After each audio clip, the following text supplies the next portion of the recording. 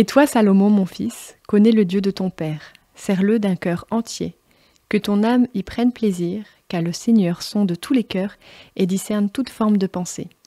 Si tu le cherches, il se laissera trouver par toi. Si tu l'abandonnes, il te rejettera à jamais. Regarde, maintenant le Seigneur t'a choisi, afin que tu bâtisses une maison qui soit un sanctuaire. Sois fort et agis.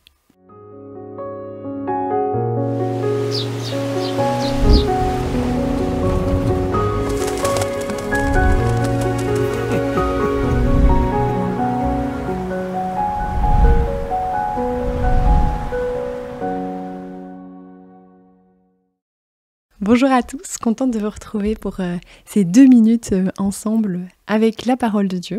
Et aujourd'hui, c'est l'encouragement que je voudrais qu'on puisse s'approprier. C'est celui de David pour son fils Salomon.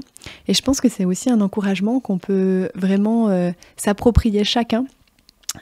Parce que je suis sûre qu'on a chacun un ministère, on a aussi été choisi, et donc du coup, que ce soit dans le milieu professionnel, dans la famille, dans le milieu ecclésial, je trouve que c'est un très bel encouragement que David fait à son fils, de se dire d'abord cherche le Seigneur, sonde-le de tout ton cœur, connais-le, et puis n'oublie pas que tu as été choisi pour cette mission.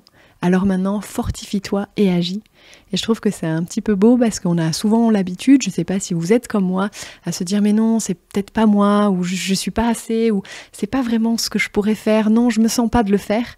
Et là, j'aime bien David qui redonne finalement la responsabilité à son fils, à dire maintenant c'est bon, tu peux dire ce que tu penses, mais tu peux essayer d'aller dans tous les sens, mais sache que oui, tu as été choisi pour ça.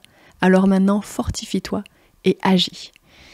Alors que pour chacun d'entre nous, ça puisse être un encouragement de se dire que maintenant, on peut avancer avec Dieu parce que nous avons été choisis. Alors continuons de marcher avec lui. Et bonne journée à tous.